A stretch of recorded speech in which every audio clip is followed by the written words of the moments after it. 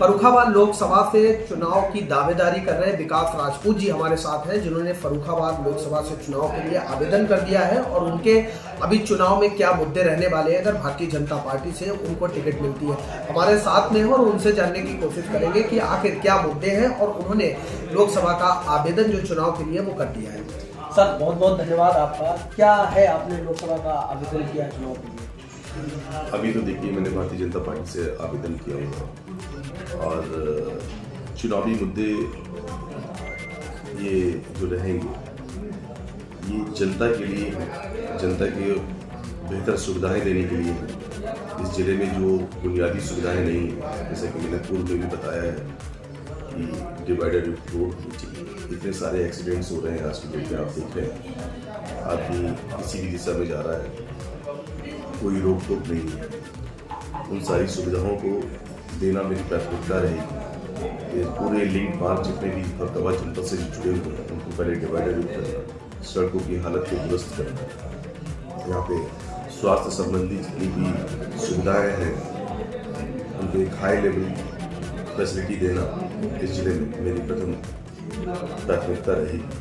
और आप देखेंगे तो बिजली विभाग में बहुत बड़ी समस्या है। लोग कनेक्शंस दे रहे हैं, बिजली विभाग के अधिकारी उनको 100 रुपये में कनेक्शंस तो दे रहे हैं, लेकिन जिसकी जहाँ से मर्जी आई उसने वहाँ से तार डाल दी।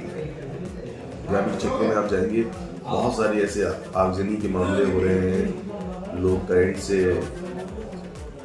लग के मर रहे हैं, लेकिन कोई इस पर ध्यान नहीं दे रहा। आप पूरे जिले में जाइए, डिस्ट्रिक्ट लेवल की बात करिए, ग्रामीण क्षेत्र को छोड़ दीजिए, अगर शहरी क्षेत्र में हम देखेंगे तो तारों का माया जाल बिछा हुआ है। कोई भी उस पर बंच लाइन्स डालने का कार्य नहीं कर रहा है। ये सब कार्य होने चाहिए डिस्ट्रिक्ट लेवल पे। जिस तरीके से विकास कार्य होने चाहिए वो इस जिले में नहीं हुए और पूर्व में नहीं हुए, इसलिए मैंने आवेदन किया। और मैं जनता में एक सांसद के रूप में नहीं, एक जनसेवक के रूप में आना चाहता हूँ, तो जनता की समस्याओं को केंद्र और प्रदेश सरकार तक पहुँचा सकूँ। आपने देखा है, मैं कुछ दिन पहले एक पेपर पढ़ रहा था, उसमें कुछ लोगों ने लिखा है न्यूज़ में कि सुरेश खन्ना जी की वजह से इस जनपद में गंगा एक्सप्रेस वे नहीं आ पाया। ये गलती सुरेश खन्ना जी की नहीं है, ये गलती हमारे जनप्रतिनिधियों की है, जिन्होंने अपनी आवाज़ को प्रदेश और केंद्र सरकार तक नहीं पहुंचा पाया। अगर गंगा एक्सप्रेस वे हाँ डीपीआर में अगर मिला था और डीपीआर में उसको फर्रुखाबाद में दर्शाया गया था कि फर्रुखाबाद से होकर गुजरेगा, तो फर्रुखाबाद से होकर ही गुजरना चाहिए था। लोगों ने ऐसा बाद में बयान दिया कि यहाँ की मिट्टी की गुणवत्ता बहुत अच्छी नहीं थी, इस वजह से इसको शाहजहांपुर डिस्ट्रिक्ट में दिया गया। जबकि गंगा एक्सप्रेस वे सिर्फ गंगा के किनारे ही निकला हुआ है और वो फर्रुखाबाद में भी निकल सकता है। आप अगर देखेंगे क्या गंगा जी पे हमारे पुल नहीं बना हुआ है क्या? अगर गंगा की रेत अच्छी नहीं है, समुद्र में इतना बड़ा सेतु माननीय प्रधानमंत्री जी ने दे दिया और हमारी छोटी सी गंगा मैया के लिए एक ब्रिज नहीं दे सकते एक एक्स्ट्रा।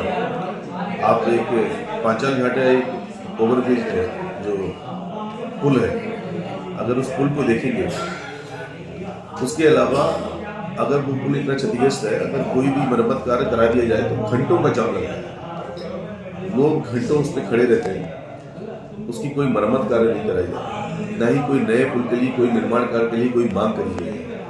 अगर पुल क्षतिग्रस्त हो जाए तो क्या इस जिले में कहीं पे बरेली से लिए लोगों के लिए एक संबंध ही टूट जाएगा, एक आने जाने के लिए पूरे अव्यवस्थित हो जाएगा ये जिला।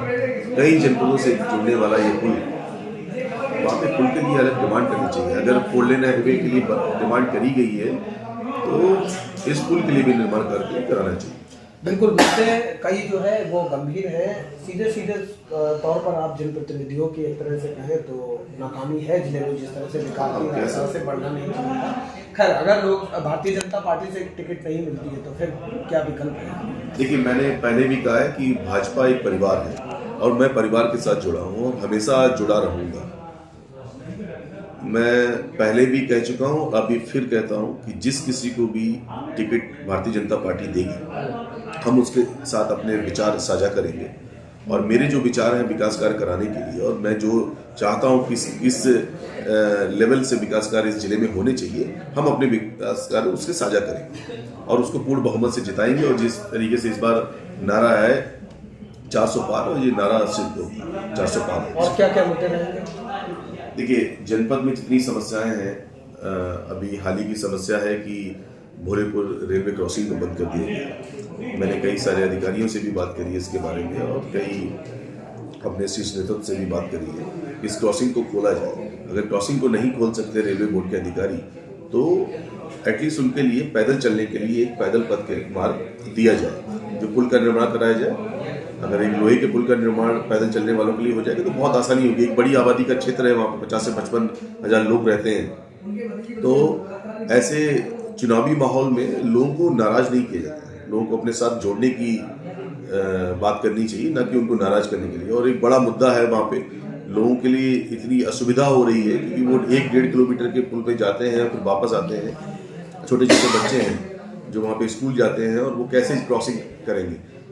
लाइन क्रॉसिंग करने के लिए छोटे छोटे रास्ते हैं, खुले हुए हैं। और भी कोई मुद्दे हैं? और भी इस जिले में जितने भी, मैंने आपको पहले भी बताया कि यहाँ पे एक्सप्रेस वे होके गुजर नहीं रहे हैं, तो एक्सप्रेस वे लाने चाहिए, उनको लाने के लिए प्रयास करना चाहिए।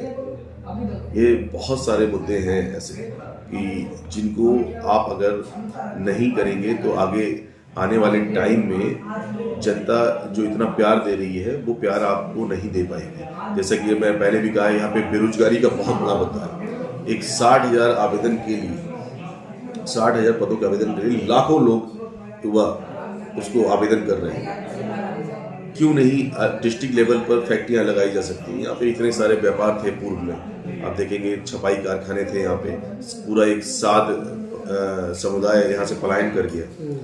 उन्होंने अहमदाबाद में फैक्ट्री लगाई, नोएडा में फैक्ट्री लगाई, क्यों नहीं फरुखाबाद में लगा सकते थे? यहाँ पे टेक्सटाइल पार्क आने वाला था, मेरे हिसाब से वो 15-20 साल से आने वाला है, और आज तक ना तो उसके लिए कोई बात कर रहा है, ना ही उसको लाने का कोई कार्य कर रहा है। अगर वो पार्क आ जाता तो कितने सारे हमारे जनपद के युवाओं को रोजगार मिल सकता था।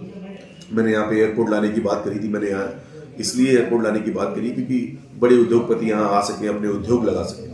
मैं यहाँ पे हमेशा से एक ऐसे कार्य कराना चाहता हूँ जो जनता के लिए लाभकारी रहे। विकास की खैर चलिए बात हो गई, आखिरी सवाल है, कहीं ना कहीं समाजवादी पार्टी और कांग्रेस का उत्तर प्रदेश में गठबंधन हुआ है, और समाजवादी पार्टी ने फर्रुखाबाद से प्रत्याशी भी अपना दे दिया है। कहीं ना कहीं नहीं लग रहा है भारतीय जनता पार्टी अपना कैंडिडेट नहीं फिक्स कर पा रही? किस तरह से चुनाव में आप आएंगे? अगर मान लो आपको टिकट मिलती है तो कैसे फेस करें, क्योंकि आप तो काफी पिछड़ रहे हैं। देखिए, कोई कहीं नहीं पिछड़ता, पूरा संगठन काम करता है, और संगठन बहुत आगे है। चाहे आप देखिए, ये जितने भी लोग जो गठबंधन कर रहे हैं, एक ठग बंधन कहेंगे इसे, ये सारे ठगिया लोग हैं जिन लोगों ने देश को लूटा है। और आप आज की डेट में देखिए ना, कितने घोटाले हो रहे हैं, कोई घोटाला नहीं हो रहा है। पूर्व की सरकारों में देखेंगे न जाने कितने घोटाले, कोल स्कैम हुआ, बैंक स्कैम्स हुआ, हर जगह घोटाले घोटाले की बात होती थी। आज की डेट में कोई घोटाले की बात नहीं हो रही, और जो घोटाले बंद हुए उसके लिए ये लोग तड़पड़ा रहे हैं, इतने तड़प रहे हैं कि इनको कहीं ना कहीं से सरकार में आना चाहिए।